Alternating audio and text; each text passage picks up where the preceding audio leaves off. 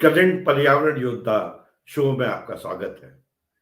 क्रेडेंट TV के माध्यम से कोविड-19 के काल में हमने शुरुआत की थी इस कार्यक्रम की।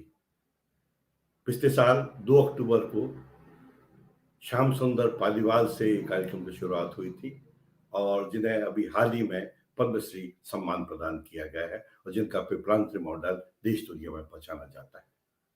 दूसरा जो शो हमारा था वो प्रसन्नपुरी गोस्वामी जो जोधपुर के हैं, मेहरानगढ़ में जो हरियाली कर रहे हैं, अद्भुत प्राणी हैं, उनसे हमारा किया।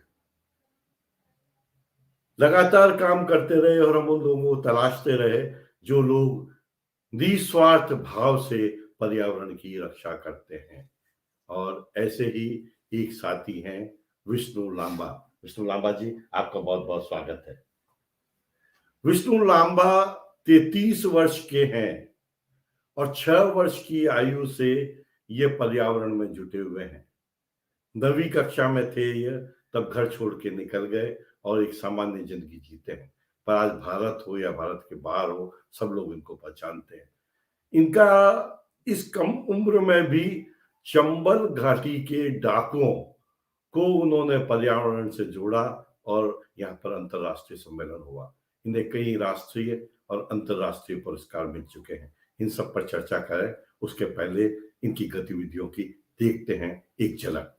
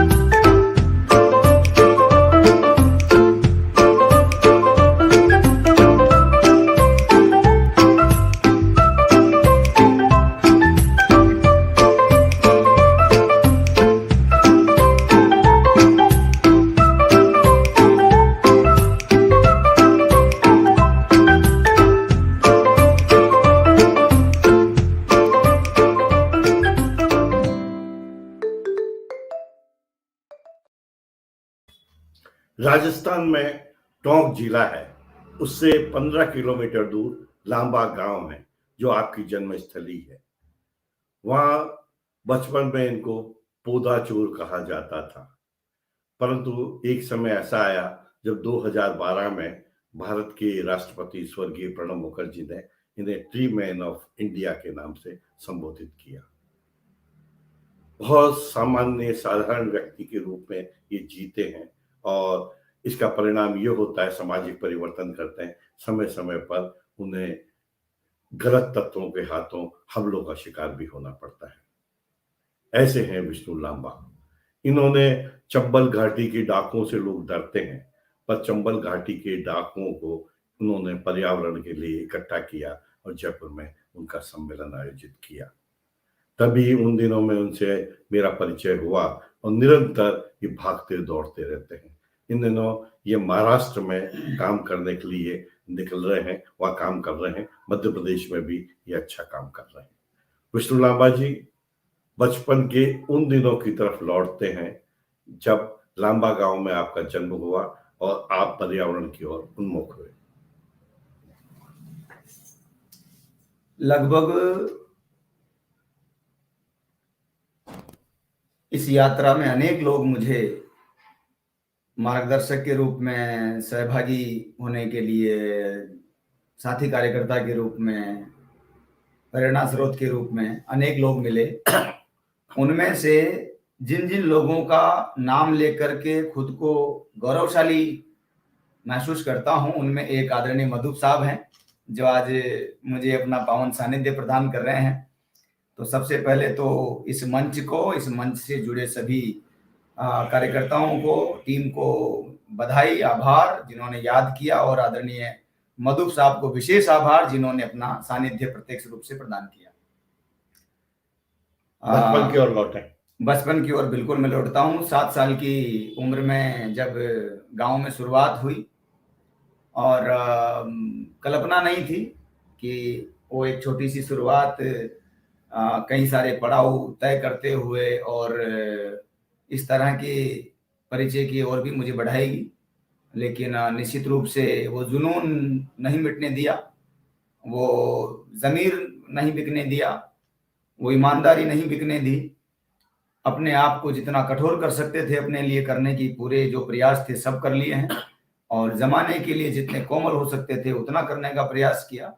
और मैं क्या कर सकता हूँ, समाज क्या कर सकता है, सरकार क्या कर सकती है, इस समानांतर सोच को लेकर के एक आगे बढ़े। समाज में रह करके एक सोच बनाने का काम हुआ, और मेरी जो समझ बन पाई उस समझ ने मुझसे कहा कि प्रकृति श्रद्धा का विषय है, प्रकृति भोग का विषय नहीं है, प्रकृति उपभोग का विषय नहीं है, श्रद्धा का विषय। और इसलिए हमारी श्रद्धा ने, हमारी सोच ने, हमारे विचारों ने, जो विचार हमारी महान सनातन संस्कृति से, सभ्यता से, संस्कारों से, परंपराओं से जो हमें मिले, उन्होंने हमें समझाया कि राष्ट्र देवो भव, प्रकृति देवो भव, विश्व का कल्याण हो, प्राणियों में सद्भावना हो। ये जो परंपराएं थी, इन परंपराओं को वैश्विक मंच पर किस तरह से हम रख सकते हैं उसका प्रयास हमने किया। और वो एक छोटी सी शुरुआत जो पौधा लगाने की थी गांव में, वो उससे शुरुआत हुई, और आज मैं आप सबके सामने जिस भी परिचय में हूँ उपस्थित हूँ। आपको लांबा में कहते हैं पौधा चोर के नाम से कहा जाता था, और पर आज तो बड़े सम्मान के साथ पौधा चोर को कहते हैं, ये क्या कहानी है? बचपन में जब पहला पौधा माँ के साथ लगाया तो बाद में पता चला गांव में कोई पौधा लेके आ रहा है, कागजी नींबू है, बादाम है, तो खाने को तो बहुत बड़ी बात थी, कभी सुना ही नहीं था। पहली बार सुना कि बादाम का पौधा, तो बादाम आएगी, खाएंगे, ये करेंगे। तो मांगने गए, जिससे मांगने गए उसने मना कर दिया कि बच्चा है, क्योंकि उस समय तो कपड़े पहनने की भी उम्र नहीं थी गांव में। तो अभी आजकल तो पैदा होने से पहले ही कपड़े आ जाते हैं, हमारे तो बहुत बड़े हो गए तो कपड़े नहीं आए थे। तो वहां पर नहीं, मना किया गया, तो फिर चोरी करने शुरुआत की गई। घर वालों से कहा गया तो उनको अजीब सा लगा कि ये कैसा शौक है। तो कई बार कहा घर वालों ने, काम बढ़िया, लेकिन अपने घर पे एक आध पौधा लगा दिया, बस ठीक है। बहुत व्यापक स्तर पर कोई सोच नहीं पाया, समझ नहीं पाया, समर्थन के लिए आगे आने की मानसिकता नहीं बना पाया। खैर चोरियां शुरू कर दी। अब 1 2 3 करते करते शायद ही कोई घर बचा होगा मेरे पूरे पंचायत के अंदर, शायद ही कोई खेत बचा होगा, शायद कोई खलिहान बचा होगा जहां से चोरी नहीं की। तो बहुत ज्यादा जब अति हो गई तो फिर तय हुआ कि थोड़ा बाहर भेजा जाए। फिर 1 साल बुआ जी के यहाँ भेजा गया।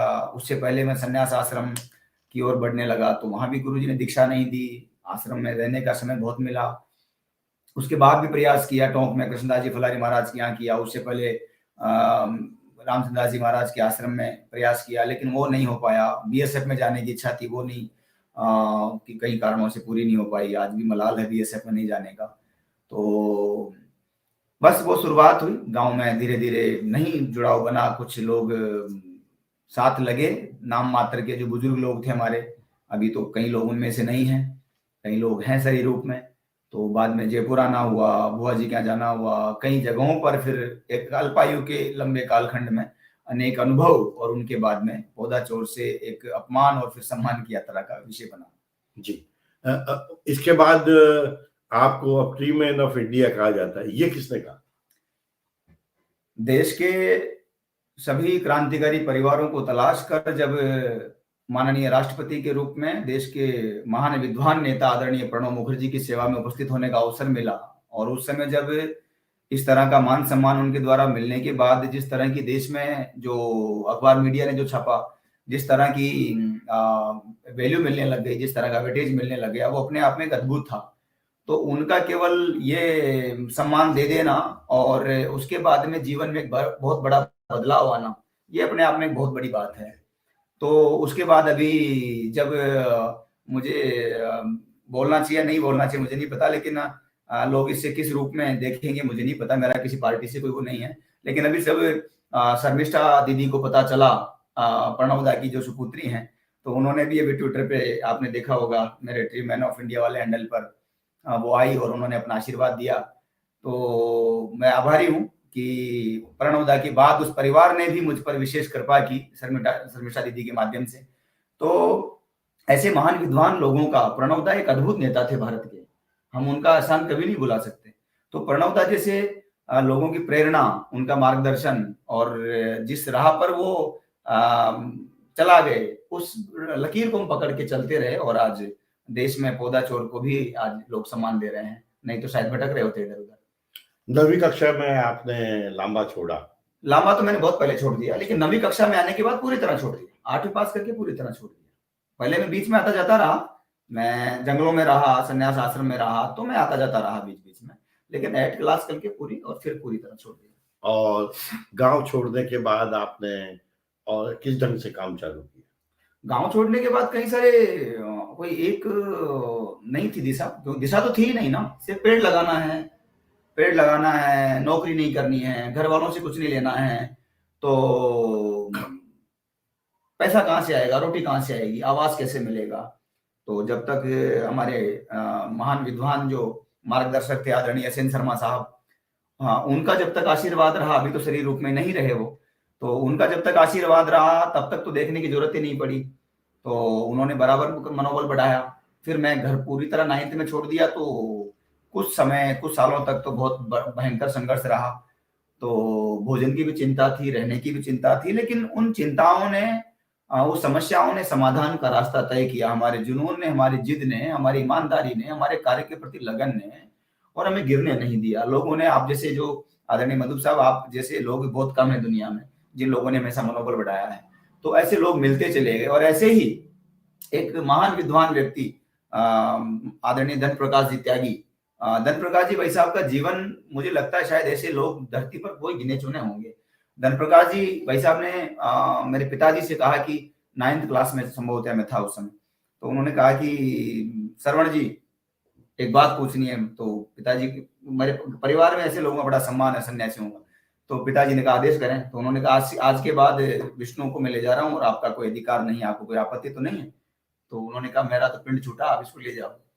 तो मैं उस दिन से ही फिर भाई साहब मुझे ले आए, तो मेरा रहना, खाना पीना, सब चिंताएं उन्होंने की शर्त के साथ की। आज वो शरीर रूप में नहीं है, 103 साल की अवस्था में उन्होंने शरीर छोड़ दिया, लेकिन उनकी सबसे पहली शर्त थी कि तुम मेरे बात, मतलब किसी को बताना मत कि मैंने तुम्हारी मदद की है। और फिर बाद में जब मैं पुरस्कार लेके पहुंचा, जब मेरी जेब में 2.5 लाख रुपए थे, तो मेरे सबसे पहले मन में ख्याल आया कि मैं उनसे जाकर के पूछूं कि मैं किसी की सेवा करने आया हूँ। तो मैंने जाके पूछा, तो उनको लगा कि पैसा लेने आया है, कुछ सहयोग लेने आया होगा। तो मैंने जाते उन्होंने कहा अच्छा। तो उन्होंने तकिए के नीचे से धीरे से 50 का नोट निकाल के कहा, भी तो यही है, मैं जल्दी ही नागपुर सूचना करता हूँ। और मैंने कहा नहीं, इसकी आवश्यकता नहीं है, मैं आशीर्वाद लेने आया हूँ। तो उन्होंने कहा कि क्या तुम्हारे पास आ गए? मैंने कहा हाँ, सरकार ने ऐसे पुरस्कार दिया है। तो उन्होंने एकदम पुरस्कार का नाम लेते से देखा और कहा कि पुरस्कार की चाह में काम नहीं किया ना। मैंने कहा नहीं, आगे भी नहीं करना है, पुरस्कार के लिए काम नहीं करना है। सबसे बड़ा पुरस्कार है भारत में जन्म मिलाना, भारत के लिए काम कर रहे हैं ना, भारत विश्व के कल्याण के लिए काम करता है ना। मैंने कहा हाँ। तो मैं तो अंदर से घबरा गया, गलती तो नहीं कर दी लेकर के। अच्छी बात है, मनोबल बढ़ाया आपका सरकार ने, अच्छी बात है। बस अब आगे इतना करना है, तुम्हें लगता है कि मैंने तुम्हारे लिए कुछ किया है तो किसी को बताना मत कि मैंने किया है। और मेरे अपने जैसे जो भी विद्यार्थी मिले और तुम जितने सक्षम हो जाओ, उनको अध्ययन करने के लिए गुप्त दान करते रहना। हम बात कर रहे हैं 33 वर्षीय युवा पर्यावरण योद्धा विष्णु लांबा से। इनसे और बात करें, इसके पहले सुनते हैं एक संदेश।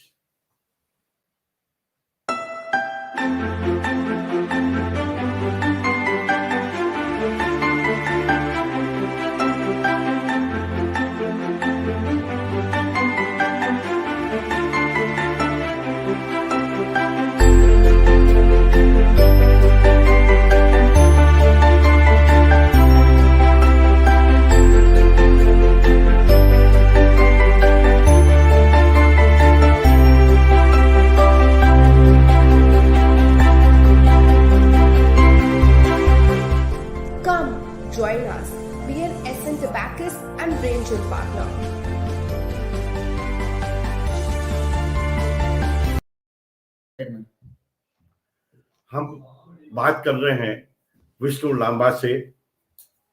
6 वर्ष की आयु में पर्यावरण के लिए जुड़े, और ये व्यक्ति ऐसा व्यक्ति है, गांव जाते हैं, काम करते हैं। जयपुर में ही एक टोंक रोड पर एक कॉलोनी में एक छोटा सा कमरा है। उस कमरे में एक दरी है, रजाई नहीं है, 1-2 कंबल होंगे, छोटा सा पंखा होगा, किताबों का ढेर होगा। पहले व्यक्ति हैं, जब मैं करंट पर्यावरण योद्धा या और कार्यक्रम आयोजित करंट किसान के, तो पते हम देते थे। उनका भाई पते मत दो, मैं तो अकेला हूं, लंबी लड़ाई लड़नी है। ऐसे हैं विष्णु लांबा। लांबा जी, लाखों की संख्या में आपने वृक्ष लगाए या लगाने में सहयोग किया, और इसके लिए राजस्थान सरकार ने भी आपको अमृता देवी सम्मान प्रदान किया। भारत सरकार ने भी आपको राजीव गांधी सम्मान प्रदान किया। वृक्षारोपण की यात्रा आपकी कैसी रही? कितने वृक्ष लगाए और क्या सहयोग दिया? शुरू में जब ये चीजें चल रही थी, हमारा राजस्थान में शुरुआत करना, पहले हमने दौसा जिले के सैंथल गांव में, मेरे साथी हैं गौरी शंकर, उनके साथ हमने वहां किया। फिर उसके बाद हम नागौर के परवसर तहसील के गांव बड़ू में हम लोगों ने एक बड़ा नवाचार हो गया, ईश्वर करुणा से हो गया। गांव की जनता जनार्दन का सहयोग, मेरे गांव में, जोधपुर के और गांव में, बाड़मेर में, जालोर में।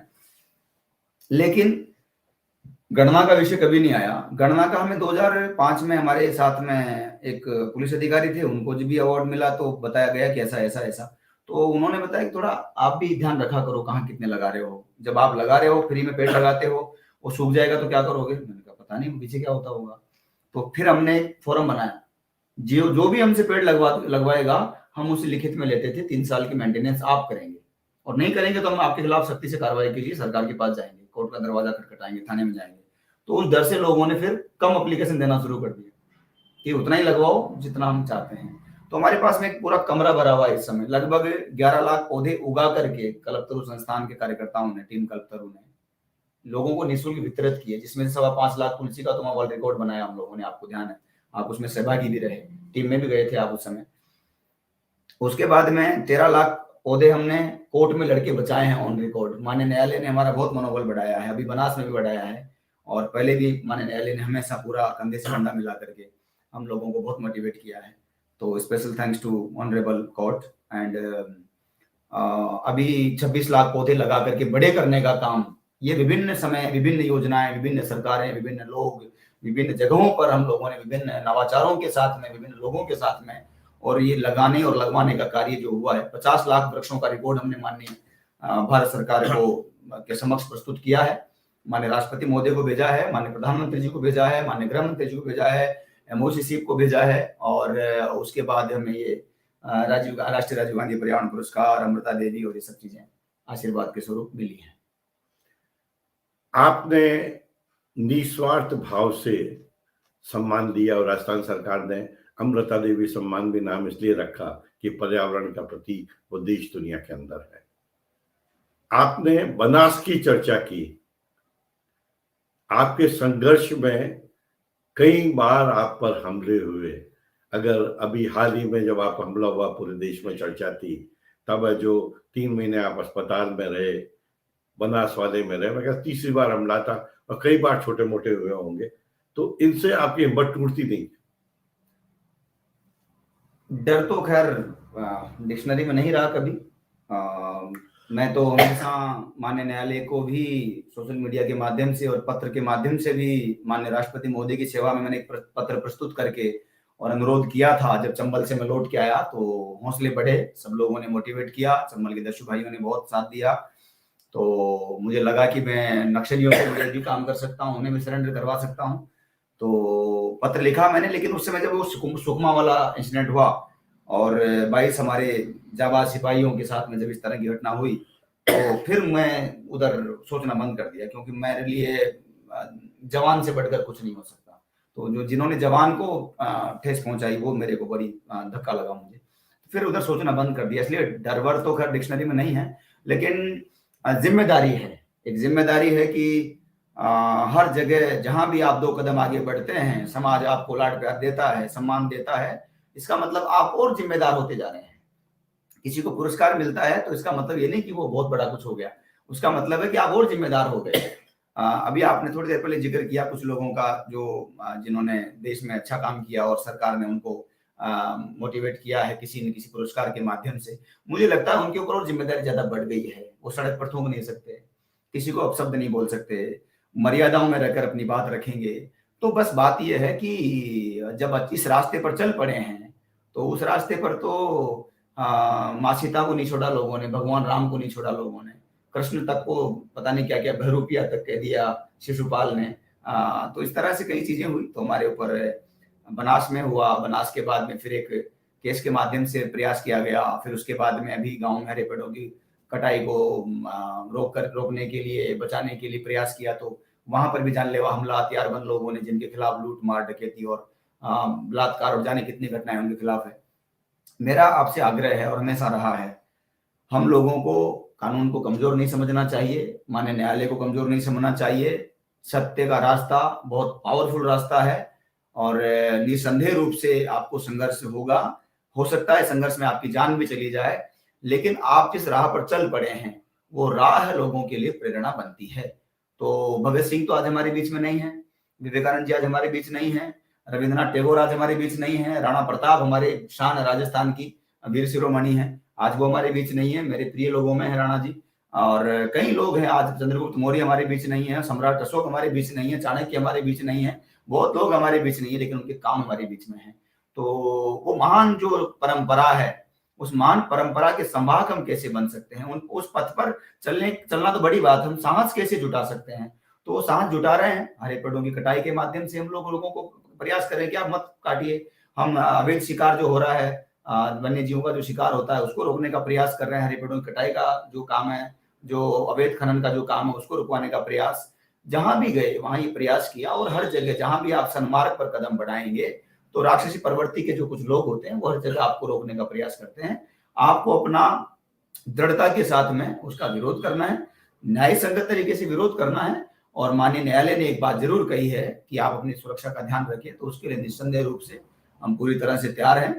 धोखे से तो कुछ भी हो सकता है, लेकिन ठीक है, सामने से जो होगा तो उसका बिल्कुल हम प्रयास करेंगे कि अपनी जान बचा करके और समाज में और अच्छा संदेश दे सके। घायल पशु और पक्षियों के लिए भी आप इन दिनों बड़ा अच्छा काम किया, उसके बारे में बताएं। घायल पक्षियों के लिए मकर संक्रांति का बहुत ही पवित्र पावन त्योहार हमारा अभी आ रहा है, तो पहले तो आने वाले मकर संक्रांति की शुभकामनाएं सभी देशवासियों को, और सब धूमधाम से मनाएं मकर संक्रांति। कोरोना गाइडलाइन की पालना करते हुए मनाएंगे, हम सब मनाएंगे क्योंकि हम सब जागरूक हो चुके हैं। कोरोना की पहली लहर में हम लोगों ने बहुत कुछ खोया है, दूसरी लहर में हमने खोया है, लेकिन हम जागरूक हो गए हैं।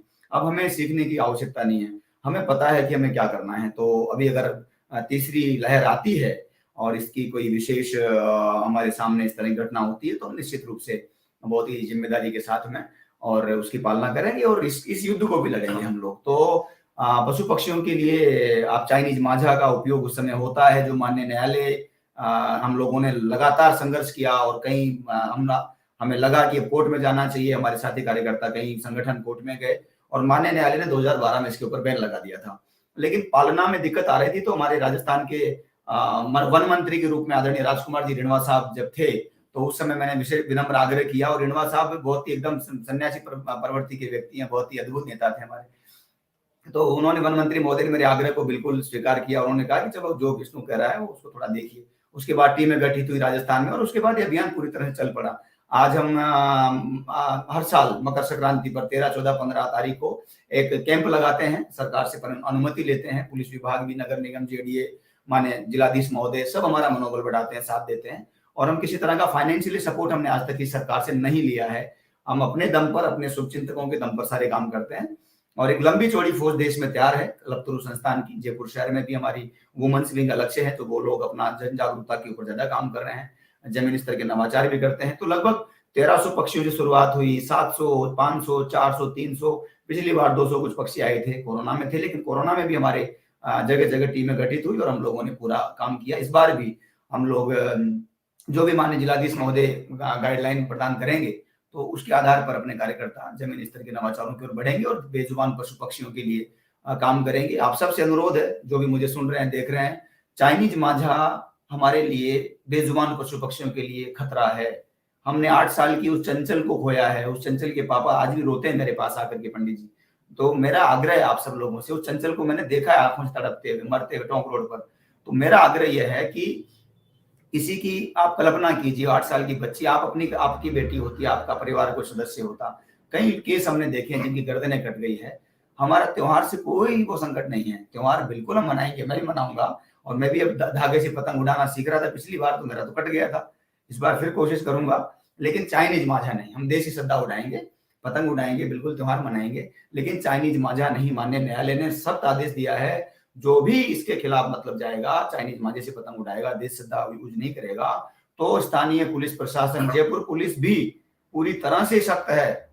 और माननीय कमिश्नर साहब ने भी अभी पिछली बार भी काफी हम लोगों को स्पेशली बोला था, और माननीय कमिश्नर साहब जयपुर के, जयपुर पुलिस को पूरी को हिदायत देने वाले हैं कि बिल्कुल लग जाइए। तो सब लोग इस पे लगने वाले हैं, और स्पेशली हम सोशल मीडिया के माध्यम से भी लोगों को और अवेयर करेंगे।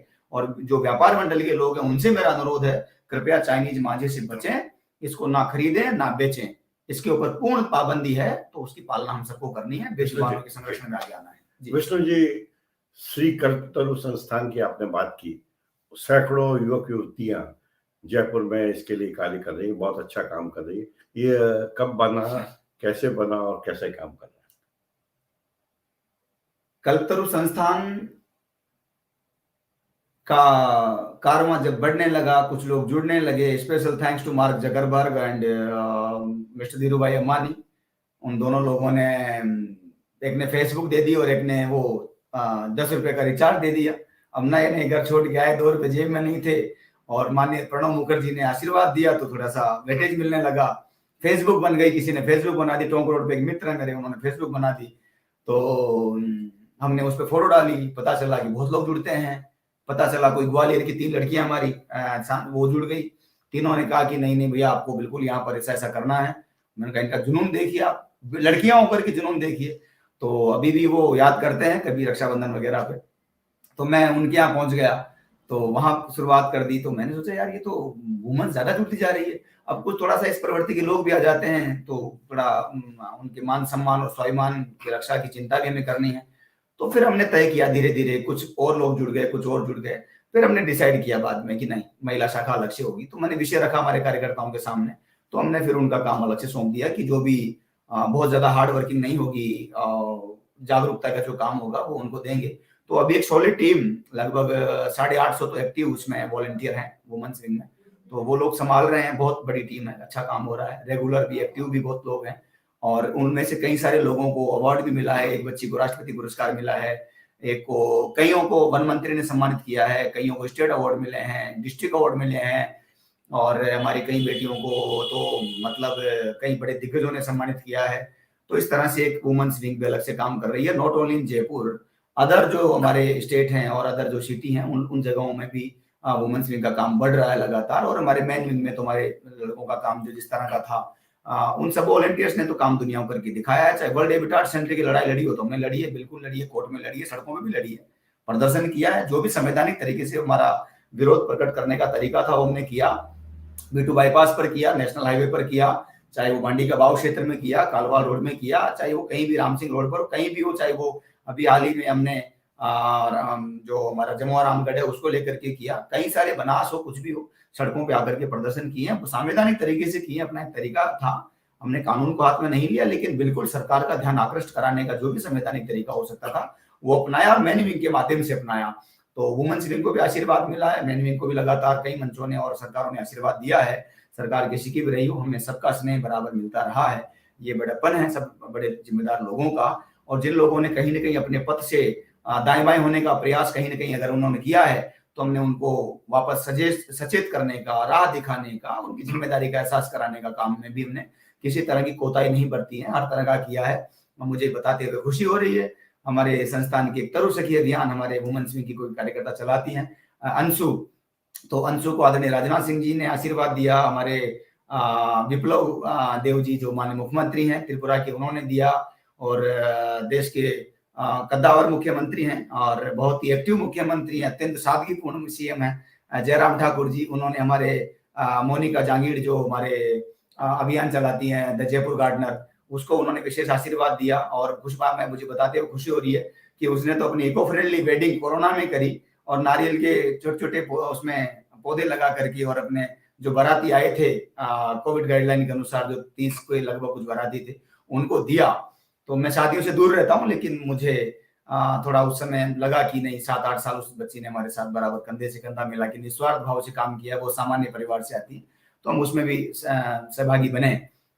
और अभी हमारे जो उज्जैन प्रभारी हैं उदित्य सिंह, उन्होंने भी अपने विवाह में एक पौधा लगा करके और बारातियों को जो मेहमान थे उनको भी पौधा दे करके। और उज्जैन से मेरा बहुत गहरा लगाव है। उज्जैन महाकाल की नगरी है। उज्जैन का कण कण मुझे महाकाल दिखाई देता है। मुझे वहां पर जाना अच्छा लगता है, बहाने तलाशता हूँ। और उदित्य भाई ने बहुत अच्छा काम वहां शुरू किया। कई और संगठन में जुड़ा हुआ हूँ वहां पर। वहां उज्जैन वाले अच्छा काम कर रहे हैं, वहां पर पूर्वांतरण वाले अच्छा काम कर रहे हैं, हमारे संगठन वाले जो वहां पर लगे हुए वो कार्यकर्ता अच्छा काम कर रहे हैं। बहुत सारे लोग, हमारे सचिन सांगला जी इंदौर में, वो बहुत अच्छा काम कर रहे हैं। तो इस तरह से एक दो ग्रुप, मैन विंग और वुमेन्स विंग का काम शुरू हुआ है। हमने लेह लद्दाख में काम शुरू किया, कश्मीर में किया, हिमाचल में बड़ा काम करने वाले हैं। अभी महाराष्ट्र में हमने वहां पर काम शुरू किया, कई जगहों पर टीमें बनी हैं। आपने देखा होगा कल अभी जयपुर शेयरिंग फेस्टिवल के माध्यम से कुछ काम हुआ। तो इस तरह से आगे चल रहा है। हम बात कर रहे हैं पर्यावरण योद्धा विष्णु लांबा से। लांबा जी से अपन और अनुभव यात्रा के बारे में जाने, इसके पहले सुनते हैं एक संदेश। Hi, my name is Ramya Siddharth. I am the founder and the director of the Tattva. Communicating clearly with confidence and giving a terrific first impression is most important in any job. Let it be your dream promotion or getting your dream job. This are vital. At Tattva, we customize trainings, and we have trainings on public speaking, communication skills, and personality development, and various soft skills. Hurry up, join the sessions, and undergo the transformation. Reshape, recreate, and transform, and become more confident and achieve all your dreams. हम बात कर रहे हैं विष्णु लांबा से। लोग तो ये 33 साल के हैं, 70-80 में वो काम नहीं कर पाते जो इन्होंने कर दिखाया। और अभी तो ये यात्रा की शुरुआत है, इनको बहुत कुछ करना है। राजस्थान आदि का नाम आता है तो चंबल की घाटियों का नाम आता है, वहाँ के कुख्यात डाकुओं का नाम आता है, और उनकी कहानियां हम बचपन से पढ़ते रहते हैं। किसी ने सोचा भी नहीं होगा कि इन डाकुओं को जो वापस समाज में लौट आए, इनको भी पर्यावरण से जोड़ा जा सकता है क्या। इस दिशा में विष्णु लांबा ने जो प्रयोग किया और जयपुर में सम्मेलन डाकुओं का आयोजित किया, उनको जोड़ा पर्यावरण से, जिसकी सारी दुनिया में चर्चा हुई। विष्णु जी, उसके बारे में बताएं। टोंक से ताल्लुक रखने वाले महान फिल्म अभिनेता रहे हैं। अभी तो शरीर रूप में दुनिया में नहीं रहे, खैर इस परमात्मा उन्हें अपने चरणों में स्थान दे। बहुत मिस करता हूं मैं अक्सर। इरफान खान, इरफान भाई ने फिल्म बनाई पान सिंह तोमर, और पान सिंह तोमर देखने के बाद में इरफान भाई का बड़ा सपोर्ट रहा हमारे उस कार्य के अंदर। बहुत ही खुले दिल से उन्होंने हमारे कार्य को साथ दिया। इरफान भाई की फिल्म देखने के बाद में लगा कि मैंने 70 बार फिल्म देखी होगी। मैं फिल्म देखता नहीं हूँ, शोले देखी होगी 2-4 बार, बाकी फिल्म देखता नहीं, टाइम भी नहीं मिलता। बचपन में टीवी नहीं थी घर में, तो पड़ोसी में जाते थे। कभी कोई मुझे रामायण महाभारत का विशेष लगाव रहा है, कभी चंद्रकांता देखते थे, सीरियल आता था। अभी जब देखा तो लगा कि फौज का सूबेदार 7 बार नेशनल चैंपियन पदक रहा, ओलंपिक पदक भी जीता रहा, बंदूक उठा के भीड़ में चला गया। तो इसका मतलब लगा कहीं ना कहीं आज भी युवा मार्गदर्शन के अभाव में भटक रहा है, और खास तौर से राजनीतिक लोगों के चक्कर में ज्यादा युवा बर्बाद होता है। ये मैंने ऐसा महसूस किया। लगभग सभी पार्टियों की स्थितियां हैं। तो वो जो जिनको आपने डकैत कहा है, दरअसल वो मेरी नजर में डकैत नहीं है। ये सफेद पोस्ट जो है ना, ये ज्यादा बड़े डकैत हैं। ये डकैत दिखाई नहीं देते कितना बड़ा डाका डाल रहे हैं, लेकिन वो लोगों को उन्होंने तो बस वो एक फिक्स बना लिया लोगों ने कि वो डकैत। दरअसल वो सब देवता ही देवता टाइप लोग मिले मुझे, साधु टाइप लोग मिले। सब बड़ी सेवा की। 72 kg वेट था, यहाँ 68 हो गया वापस शहर में आकर के। तो उनको कैसे हम डकैत कह सकते हैं। खैर, तो उससे प्रेरणा लेकर के लगा। दूसरा प्रश्न ये समझ में आया कि जब वो बीहड़ में थे तो जंगल सुरक्षित थे, क्योंकि उनके डर से लोग नहीं आते थे। और आते थे तो कईयों ने लोगों की नाक काटी। हालांकि मैं उसका समर्थन नहीं करता, मैं किसी कानून का हाथ में लेने की बात नहीं करता, लेकिन उस समय की जो स्थितियां थी वो उन्होंने अपने अनुभव बताए, जो मेरे इंटरव्यूज में लोग देखते रहते, लाखों लोगों ने देखा यूट्यूब पे। तो वो एक लगा कि चलेंगे, बात करेंगे उनसे कि भाई आपने जब जंगल में थे, पुलिस आती थी, मुखबिर आते थे, तो क्या करते थे? उन्होंने कहा कि चिड़िया, कौवा, जानवर आवाज करते थे। अगर कोई भी आता था हमारे किंगडम में तो वो उस पर्यावरण जगत में आते थे, चंबल के जगत में आते थे, तो वाप इस तरह का। तो मैंने कहा वो भी खतरे में है। जो जंगल थे सघन, वो भी बोले। आज वो कई पूर्वदस्युओं ने मुझे कहा, आप जिन्हें डकैत कहते हैं, दरअसल वो समर्पित दस्यु हैं, उन्होंने मुझे कहा कि यार जहां हम थे वहां पर तो अभी स्थिति ऐसी हो गई है, यहाँ तो इतना बढ़िया था, ये था वो था, यहाँ का पहाड़ कट गया, ये जंगल कट गया, ये कट गया। मैंने कहा आने वाली पीढ़ियों के लिए भीड़ बचेगा क्या? बायोडाइवर्सिटी की कोई कीमत है क्या? अगर ये डैमेज हो जाएगी तो हम क्या करेंगे? वो समझाना था तो निकल पड़े। शुरू में लोगों को डर था, साथी जो थे कुछ भाग गए डर के चक्कर में। हमें तो आगे पीछे कोई, हमने तो लफड़ा पड़ा नहीं कि डर किस बात का, तो रह गए। और उन्होंने शुरू में रहा, थोड़ा सा कुछ सावधानियां थी वहां की। उसके बाद में लगभग 2 साल लगे उनके बीच में आना जाना, बातचीत, व्यवहार, उनके बीच में रहना, खाना, उठना, बैठना, एक दूसरे की संवाद, और संवाद से समाधान की ओर बढ़ने का एक मार्ग प्रशस्त करना। और लगभग तय किया गया आखिर में अंततोगत्वा 38 कुख्यात जो पूर्वदस्यु थे वो मेरे आग्रह को स्वीकार किया उन्होंने। बड़ी कृपा रही उन लोगों की, और जयपुर पधारे। तो यहाँ पर जो भी माननीय पुलिस अधीक्षक महोदय थे उस समय, तो उन्होंने जो भी हमें निर्देशित किया, बहुत ही ईमानदार पुलिस अधिकारी हैं। अभी तो कहाँ है पता नहीं, थे यहाँ पर हमारे कुंवर राष्ट्रदीप इतने गजब के अधिकारी हैं। मतलब उन्होंने कहा कि भाई देखो, कानून को हाथ में नहीं लेने दूंगा। मैंने कहा साहब हम लेंगे भी नहीं, आप तो जैसा कहेंगे वैसा हमें बताइए, हमें ऐसा कार्यक्रम करना है। तो उन्होंने पूरा एकदम हमारे को, हम वहां पर जिस तरह से गाइड किया उस तरह से हमने उसको कहा कि इतने लोग, 250 लोग अगर वहां से आ रहे हैं, 250 बंदूकें लेके आएंगे तो मैं अलाउ नहीं करूंगा 250 बंदूकें। मैंने कहा साहब चलाएंगे नहीं, गोली नहीं चलेगी, मेरी गारंटी है। बोले गारंटी हुआ नहीं हो, मेरी जिम्मेदारी है, मैं बंदूक अलाउ नहीं करूंगा। मैंने कहा ठीक है। तो फिर उन्होंने, वो एक राजस्थान के कोई थे तो उनके पास लाइसेंस ही सबके पास थे, बिना लाइसेंस के तो कोई रखता भी नहीं है। और इतने सीधे आदमी है, मैं इतने समय रहा हूँ, 2 साल, तो चलाते भी नहीं, लेकिन वो पुलिस अधिकारी है, उनकी जिम्मेदारी थी। लेकिन उन्होंने पूरा मनोबल बढ़ाया, और उनको भी लगा कि ये लोग अच्छा काम करते हैं। तो बाद में उन्होंने भी पेड़ लगाए हमारे साथ, एसपी साहब ने भी। और वो कहीं अजमेर एसपी थे, तो उस समय भी राजदीप जी ने अपने कार्यकर्ताओं के साथ प्लांटेशन किया। तो वो लोग, कौन से खास दस्यु आए? 38 दस्यु आए। तो उसमें सरू सिंह जी थे, मोर सिंह जी थे, उसमें आपके रेणु यादव थी, आपके सीमा परिया, सल्ला जाटव थी, नीलम गुप्ता और थी, हरि सिंह थे, मोहर सिंह के वो दूसरे क्या नाम, बलवंता थे, पान सिंह के भतीजे, और भी लोग थे। हमारे मुन्ना सिंह मिर्धा बहुत ही गजब के दस्यु हैं, बहुत ही गजब के, बहुत ऊर्जावान, अभी भी पूरी तरह से मेरे साथ वो हमेशा रहते हैं। और इस उम्र में भी SLR 20 किलो की SLR कंधे पे लग करके पूरा सारा उनका रहता है। तो बड़ा अच्छा स्नेह मिला लोगों का। उन्होंने चंबल के सब दस्युओं ने मिलकर जयपुर के कार्यक्रम पहले बसाया बीहड़, अब बचाएंगे बीहड़, जो विश्व के इतिहास में पहली बार घटित हुआ। उनका सबका ये रहा कि उनको लगा कि कभी भी सरेंडर होने के बाद में ताकत का अंदाजा तो लोगों को था, उस ताकत का सदुपयोग नहीं किया गया था कभी ढंग से। उस ताकत का सदुपयोग हुआ। सरेंडर कराने में बहुत लोगों का योगदान रहा है, कई लोगों का योगदान रहा है। जयप्रकाश नारायण जैसे महान नाम भी हमारे सामने, लेकिन उनका सदुपयोग हो बाद में, तो वो काम शुरू हुआ। सब लोगों ने संकल्प लिया, अगर सरकार सहयोग करती है। प्रकाश जावड़ेकर जी उस समय वन मंत्री थे, हाँ, हमें उनका बहुत ज्यादा साथ थोड़ा सा अपेक्षा थी, वो उनकी व्यवस्थाएं रही। अगर वो मिलता तो मुझे लगता है कि हम लोग और आगे बढ़ पाते। लेकिन फिर भी हम लोगों ने उस समय तय किया, और आज भी सरकार सहयोग करती है। अवैध खनन के नाम पर एक कंकर नहीं उठने देंगे, अवैध शिकार के नाम पर एक चींटी नहीं मरने देंगे, हाईवे हरे पेड़ों की कटाई के नाम पर एक पत्ता नहीं कटने देंगे। पूरे चंबल से लेकर चित्रकूट तक ये हमारी जिम्मेदारी। ये हमने कहा था, दस्यु भाइयों ने सबने कहा था मिला करके। और उस दर्द पद में सरकार कितना कर सकती थी, सरकार ने किया। समाज कितना कर सकता था, समाज ने किया। दस्यु समाज ने कितना करना था, उन्होंने करके दिखाया। अभी आपने 4 दिन पहले देश के सबसे बड़े मंच है दैनिक भास्कर, कितना बड़ा हिंदी अखबार है, उसमें उन्होंने पढ़ा, अपने मुन्ना सिंह मिर्धा जी की स्टोरी पढ़ी, मैंने हरि सिंह जी की पढ़ी।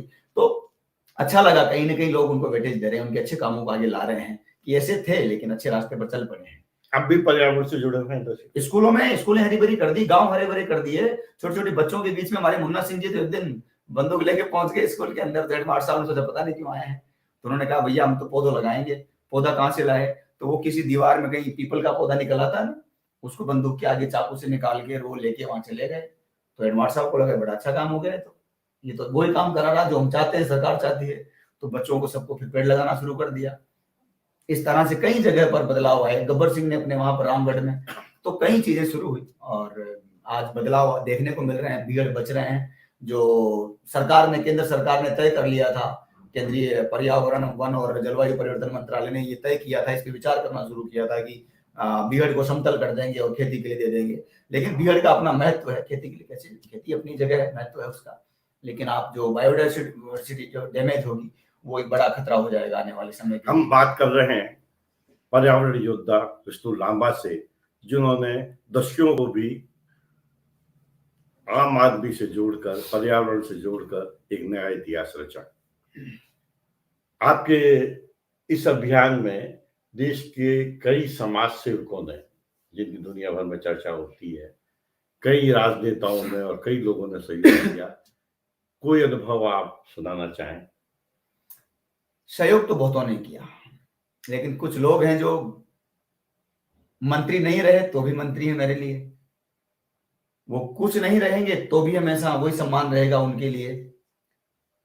तो कुछ लोग ऐसे हैं, ऐसे तो बहुत सारे लोग हैं, सबका नाम लेना तो गुनाह हो जाएगा खैर, लेकिन हाँ मैं पर्यावरण की बात करूं, ऐसे तो बहुत लोग उदाहरण के तौर पर हैं। लेकिन हाँ, जैसे हमारे वन मंत्री थे राजकुमार रेणवा साहब, कभी उनका दरवाजा हमने खटखटाया तो ना नहीं हुआ उनके रहते, और हमेशा मोटिवेट उन्होंने किया।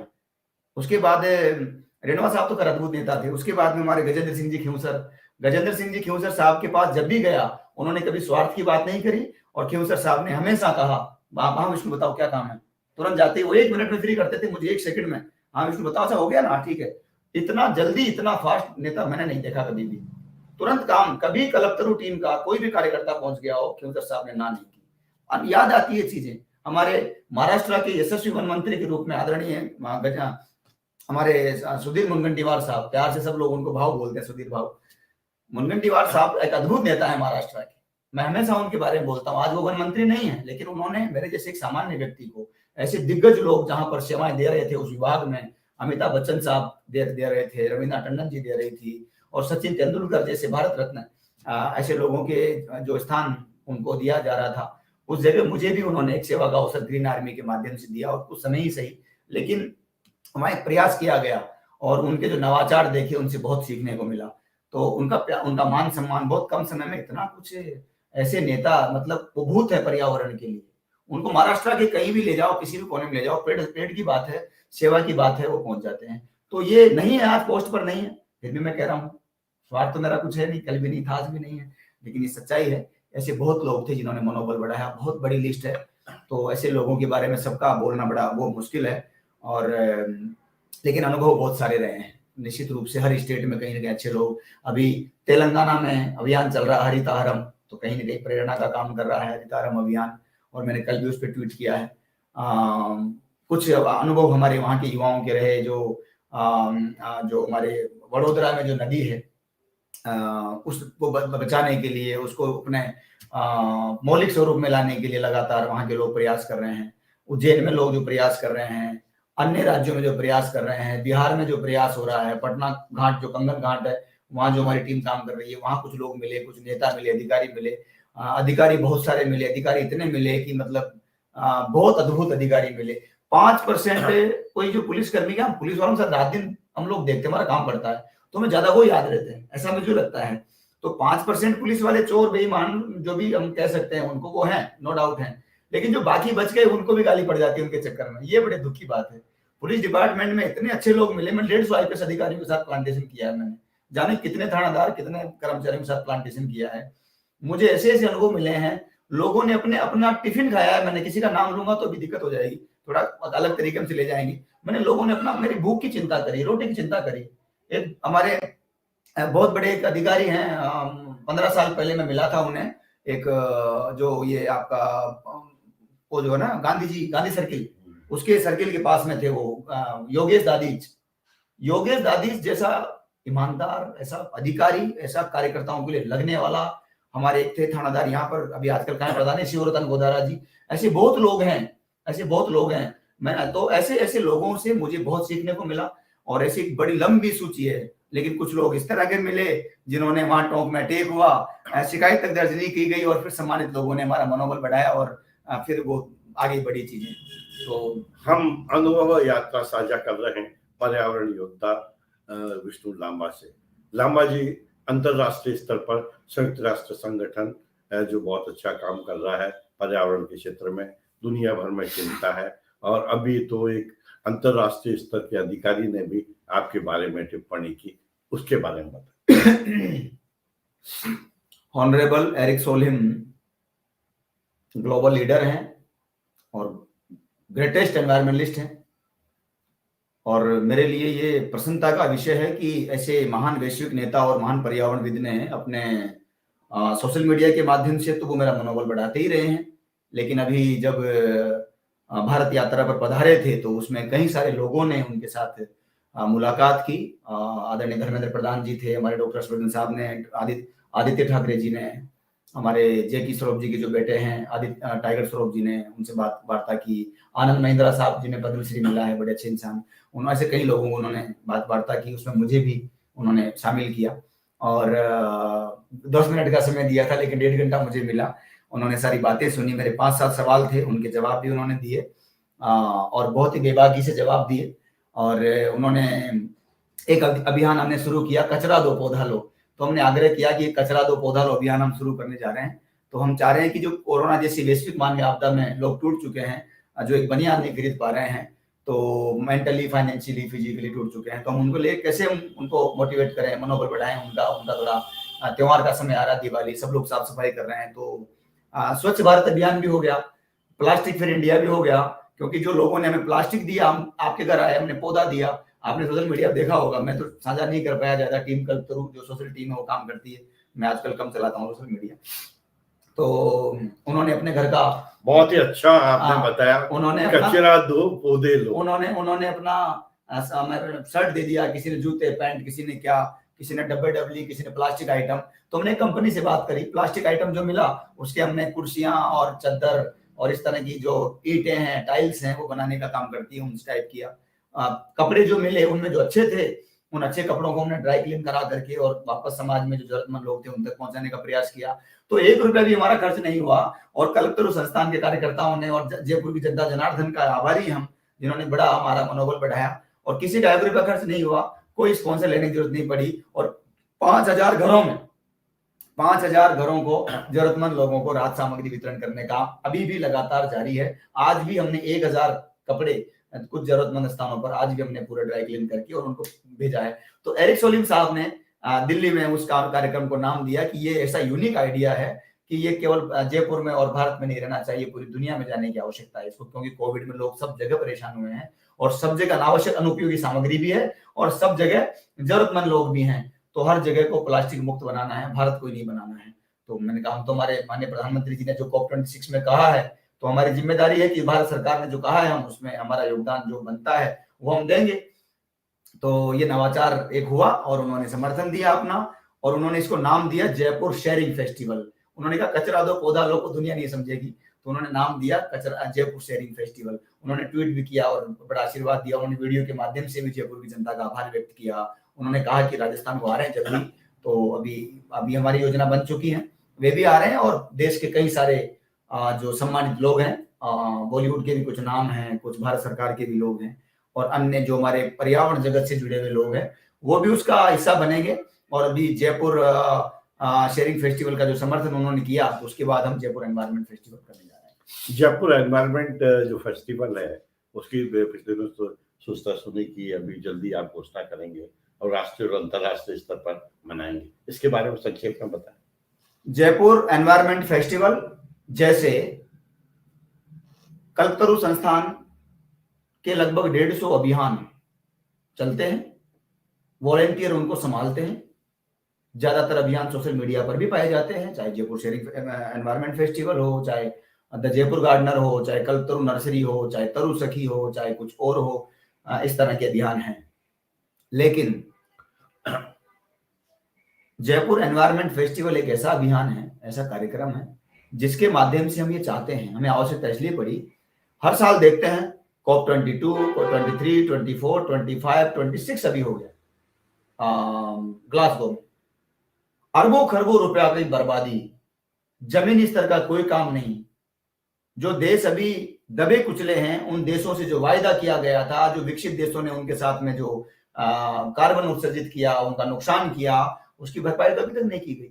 उनको पैसा देने वाला कोई नहीं बोला कि दुनिया के अंदर प्रॉब्लम्स कई सारी है। हम प्रॉब्लम का ज्यादा डिस्कशन करने के बजाय हम सॉल्यूशन कैसे बन सकते हैं, तो हमने प्रयास किया कि जयपुर एनवायरनमेंट फेस्टिवल का आयोजन भारत में हो, जयपुर की धरती पर हो, और हम लोग सब मिलकर के उनको एक यूनिक तरीके से इस आयोजन को करेंगे। तो उसके बारे में अभी बहुत सारी चीजें मैं नहीं बता पा रहा हूँ कुछ कारणों से, तो वो हम करेंगे। तो उसमें विश्व के 196 कंट्री के जो रिप्रेजेंटेटिव है, जो COP 26 में जिन्होंने पार्टिसिपेट किया, जो विश्व जलवायु सम्मेलन का हिस्सा बनते हैं, वहां जाकर के अपने अपने विषय रखते हैं, उन सबको हम चाह रहे हैं कि आप तक ये संदेश पहुंच रहा है, इस उद्देश्य से पहुंच रहा है कि जयपुर घोषणा पत्र, जयपुर डिक्लेरेशन इस कार्यक्रम के माध्यम से हो, और वो सब लोग उसको लागू करें और ये तय करें कि जीरो खर्चे पर मिनिमलिस्टिक लाइफ, जिसको हमने कहा, कम साधन संसाधनों में श्रेष्ठ जीवन, मुस्कुराता जीवन, अच्छा जीवन कैसे जिया जा सकता है, वो जैसे जयपुर शेयरिंग फेस्टिवल के माध्यम से किया, हम चाहते हैं जयपुर एनवायरनमेंट फेस्टिवल के माध्यम से ऐसा परंपरागत ज्ञान जो विश्व कल्याण में सहभागी बन सके, कम से कम पैसे में आप उसे कर सकें। ये कोट टाई पहन करके कंडीशन कमरों में बैठना, झूठे वादे करना, घोषणाएं करना, भाषण देना, वो जमीनी स्तर का काम कैसे होगा, उसकी चिंता ज्यादा है। आज अपना जीवन कल्प आयु में काफी कुछ लोगों का मान सम्मान मिला है और बहुत कुछ सीखने समझने की कोशिश की है, लगातार सीख रहा हूँ, समझ रहा हूँ, अपनी तरफ से करने का और समाज को देने का प्रयास भी कर रहा हूँ। लेकिन चिंता उसकी ज्यादा है जो उधर जालौर, बाड़मेर, बीकानेर, जैसलमेर, जो दूर दराज के अंदर, जो नहीं जानता COP 26 क्या है, जो नहीं जानता यूनाइटेड नेशंस क्या है, जो नहीं जानता है MOUCC क्या है, UNFCCC क्या है, जो नहीं जानता फॉरेस्ट डिपार्टमेंट ऑफ राजस्थान क्या है, जो नहीं जानता क्लाइमेट चेंज मिनिस्ट्री क्या है, वो सिर्फ इतना जानता है कहीं भी पौधा मिल गया, गलत जगह लगा हुआ है, उसको ला करके लगाता है, झाड़ काटता है, बांधता है, एक रस्सी बांध देता है, मटका ला के दूर से पानी पिलाता है और जाके हाथ जोड़ता है कि भगवान इस पेड़ को जिंदा रखना। जब बड़ा हो जाता है, वृक्ष देवता को हाथ जोड़ता है। भारत की 5000 साल पुरानी संस्कृति ने कहा वृक्ष देवता है, वृक्ष बातें करते हैं, वृक्ष परमात्मा का स्वरूप है, लेकिन दुनिया ने नहीं माना, क्योंकि हमारे प्रकटीकरण के जो तरीके थे वो थोड़े से भिन्न थे। इसलिए अभी हमें तय करना है कि हम अपने परंपरागत ज्ञान को एक नए तरीके से पूरे विश्व के सामने रखेंगे और ये बताएंगे कि भारत विश्व के कल्याण में किस तरह से अनादिकाल से सहभागी बनता आ रहा है। तो जयपुर एनवायरनमेंट फेस्टिवल उसमें एक बहुत बड़ा भूमिका निभाने वाला है और इसमें मैं विशेष special thanks to honourable Eric Solim, जिन्होंने हमें इसमें आने का आश्वासन दिया है, वादा किया है, और वो एक दिन के लिए यहाँ आएंगे। 1-2 घंटे की हमारी एक किसानों के साथ हमने सभा रखी, उसमें भी वो रहेंगे और कई और राज्यों के लोग भी उसमें सहभागी रहेंगे। तो हमें उसमें उनके आतिथ्य का सौभाग्य प्राप्त होगा। और राजस्थान की संस्कृति है कि हम लोग आतिथ्य अपने ही ढंग से करेंगे। तो इस बार हमने सोचा है कि हम लोग उनको जितना देसी तरीके से उनकी सुरक्षा को ध्यान में रखते हुए, कोविड गाइडलाइन की पालना का ध्यान रखते हुए, जितना उनको अच्छे से हम लोग अपनी सुरक्षा अपने परंपरागत तरीकों से मान सम्मान के साथ में दे सकेंगे, वो देने का प्रयास करेंगे। तो जयपुर एनवायरनमेंट फेस्टिवल बहुत जल्द आप सब लोगों के सामने इस माध्यम से जानकारी आपको मिलेगी। जी विष्णु लांबा से आप रूबरू हो रहे हैं, 33 साल के हैं, टोंक के पास लांबा गांव के हैं, अकेले रहते हैं, उनका परिवार पर्यावरण के लिए संघर्ष करने वाले लोग हैं। हमने पिछले वर्ष गांधी जयंती पर मिशन पर्यावरण योद्धा की शुरुआत की थी क्रेडेंट टीवी के माध्यम से। उसी समय क्रेडेंट पर्यावरण योद्धा शो हुआ। हमारे पहले शो में श्याम सुंदर पालीवाल थे जो संरक्षक के रूप में थे, और पिपरांत्री मॉडल जो दुनिया भर में पढ़ाया जाता है उसके जनक हैं, और उनसे हमने बात की। उसके बाद हमने बात की थी प्रसन्नपुरी गोस्वामी से, जिनका पुत्र के निधन के बाद मेहरानगढ़ की पहाड़ियों को उन्होंने हरा भरा कर दिया। निस्वार्थ भाव से सुबह से रात और शाम तक काम करते रहते हैं। एक साधारण सा बच्चा जो गांव में पौधा चोर कहलाता था, इसको प्रणब मुखर्जी ने ट्री मैन ऑफ इंडिया कहा। इतनी सी उम्र में दुनिया भर में अद्भुत काम कर रहा है। मिशन पर्यावरण योद्धा परिवार, जो करेंट टीवी के माध्यम से हमने शुरुआत की, और करेंट पर्यावरण योद्धा शो, इन सब का कोशिश ये है कि हम दुनिया भर में भारत की इस पर्यावरण युद्ध की जानकारी पहुंचाएं। अंत में 2-4 पंक्तियों में कोई बात कहना चाहिए? आदरणीय डॉक्टर महेंद्र मधुप साहब के साथ बैठना ही अपने आप में एक अद्भुत था। आपका बड़ा स्नेह मिला है, पुत्रवत स्नेह मिला है, और ऐसे लोग बहुत कम मिले हैं दुनिया में। इनके सामने बोलना बड़ा अजीब सा लग रहा है, लेकिन सच यही है कि जब भी देश के किसी भी कोने में, जहां भी मैं रहता हूँ, जयपुर में तो टिकता नहीं हूँ आजकल, कुछ सालों से तो रहता भी बहुत कम हूँ, 2-4 दिन आता हूँ। आज आया हूँ, सुबह अभी आते ही 3 बजे पहुंचते ही आपके पास पहुंच गया। कल वापस फिर मुझे महाराष्ट्र निकलना है। आपने जिस तरह से मनोबल बढ़ाया, जिस भी जगह हम गए, जिस भी राज्य में गए, जिस भी जगह थे, आपका जब भी फोन आया कि हाँ विष्णु को तकलीफ तो नहीं है, मैं वहां इसको फोन कर दूं, मैं उसको कह दूं, ये कर दूं, और ऐसे ऐसे मनोबल बढ़ाना। और मैं सोच रहा हूं कि 15 साल से जिस आदमी को जानता हूं, और जो ये भी जानते हैं कि संघर्षों से लेकर और थोड़ी बहुत जो सफलता आप सब लोगों का मुझे आशीर्वाद मिला, तो ये चाहते तो मुझे फोन भी कर देते कि ये काम करा दो, उस मंत्री को ये कह दो, उस अधिकारी को ये कह दो। आज तक कभी भी कोई काम नहीं, कुछ नहीं। कभी पैसा तो इनके दिमाग का हिस्सा ही नहीं है, इनके लेटर पैड नहीं है। इसलिए जो मंच बना रखा है, हमें एक परिवार का जिन्होंने नाम दिया है पर्यावरण योद्धा, मैं तो कर बहुत भागवान हूँ, छोटा सा माली हूँ, ये तो कृपा है, लोगों की आशीर्वाद देते हैं। लेकिन सच्चाई ये है कि इन्होंने जो परिवार बनाया है, हम प्रयास करेंगे कि आपकी इस परंपरा में हम सब लोग एक परिवार की तरह चल सके। और मुझे बड़ी प्रसन्नता है, आपने जिन भी लोगों का नाम लिया अभी, उन सब से मुझे सीखने को मिलता है। और प्रसन्नपुरी जी का काम तो मैंने वहां जाके देखा है, अजीत जी का मैंने काम देखा, अजीत जी का भी आपने शो किया है, बड़े गजब के किसान हैं। और प्रसन्नपुरी जी का मैंने वहां देखा, कितने देवता आदमी हैं। पहाड़ों का सीना चीर के उस आदमी ने पत्थर लगा दिया, अपने गम जो थी, बेटे की जो गम था, उसको उन्होंने एक परमार्थ में लगा दिया। अद्भुत काम है। और श्याम जी भाई साहब का काम तो आप सब जानते ही हैं, काफी प्रचलित काम है। सरकार ने उनको अभी आशीर्वाद देकर के मनोबल भी बढ़ाया है। तो मेरे कहने का दो बातें जो मुझे कहने को इन्होंने कही गई थी, बस वो ये है कि कल्पतरु संस्थान में कार्यकर्ता जो काम कर रहे हैं, वो कार्यकर्ताओं की मेहनत है। मैं उसमें सिर्फ एक निमित्त मात्र हूँ।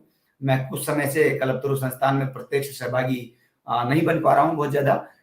सोशल मीडिया तो पूरी तरह से दे दिया है उनको, बच्चों को, जो हमारे वॉलंटियर काम करते हैं।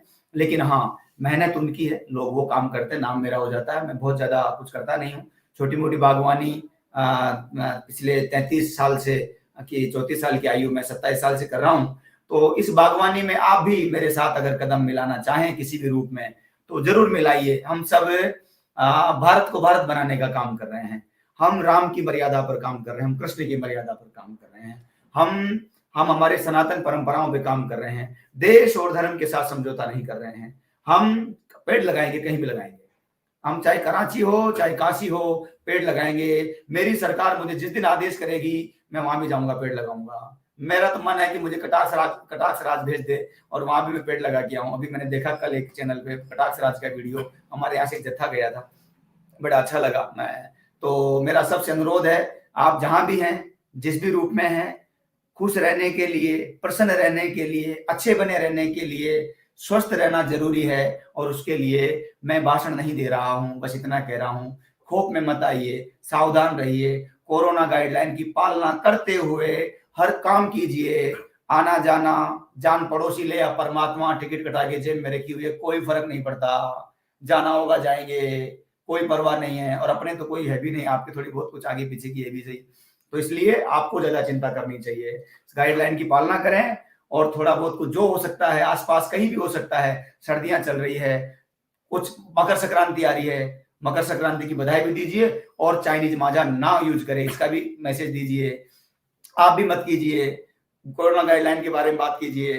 कहीं एक पेड़ लगा सकते तो लगाइए। सर्दियां हैं, पड़ोस में कोई सिसकियां तो नहीं भर रहा है, पड़ोस में कोई आंसू तो नहीं बहा रहा है। आप जिस रजाई में, गर्म रजाई में बड़े आनंद से सो रहे हैं, पड़ोस में देखिए किसी का मनोबल तो नहीं गिर रहा है। जाने पता चल जाए 500 साल बाद जो धक्के मारे गए, वो आदमी बाबा तुलसीदास के रूप में दुनिया के सामने आ जाए और फिर ये बात जो आज मैं कह रहा हूँ वो कहनी पड़े फिर किसी को, जाने कब किस रूप में महाकाल आ जाए। आप सबका कल्याण के लिए, विश्व के कल्याण के लिए, भारत को भारत बनाने के लिए, जो भी जिस भी माध्यम से, एनवायरमेंट ही नहीं किसी माध्यम से, सेवा ही सबसे बड़ी चीज है। मेरे परम पूज्य गुरुदेव कहा करते थे, भजन करो, भोजन करो और जितना हो सकता है सेवा करो।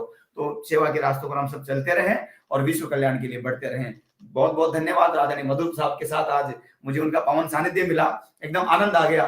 तो मुझे बड़ा अच्छा लग रहा है। सोशल मीडिया के बारे में बहुत ज्यादा जानता नहीं, तो मैं अपने चैनल पर भी इसको शेयर करता, लेकिन मैं जरूर करूंगा जाकर के, कुछ और सहयोग लगे किसी का। तो आप सब लोग खुश रहिए, प्रसन्न रहिए। बहुत बहुत धन्यवाद, प्रणाम जी। विष्णु लांबा जी से हम बात कर रहे थे। इन्होंने जो कुछ कहा ये नए भारत की कहानी है। अब यहाँ का बच्चा बच्चा पर्यावरण के लिए जुटा हुआ है। हमें लगता तो है कि बड़े लोग काम करते हैं पर पता ही नहीं लगता। मैं करंट टीवी का भी आभारी हूँ कि उन्होंने करंट फार्मर साइंटिस्ट परिवार की कहानियां दिखाई, जिसकी दुनिया भर में यूके, यूएसए, स्विट्जरलैंड जगह जगह चर्चा होती है, लोग आते हैं।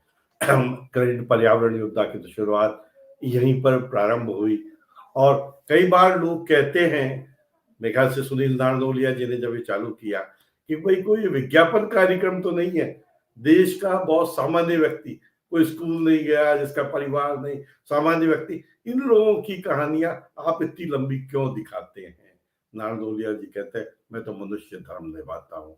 तो मैं सैल्यूट करता हूँ पर्यावरण योद्धाओं को, मैं सैल्यूट करता हूँ करंट टीवी को, सुनील नारनोलिया को, जो निस्वार्थ भाव से नए भारत की रचना में अपनी भूमिका अदा कर रहे हैं। और हम उम्मीद करते हैं कि ये सिलसिला निरंतर रहेगा। करंट पर्यावरण योद्धा में अगली बार हम ऐसे ही किसी प्रतिभा से आपको मिलवाएंगे, जिससे मिलकर आपको लगेगा अभी तो शुरुआत है, हमें बहुत कुछ करना है। बहुत बहुत धन्यवाद, नमस्कार।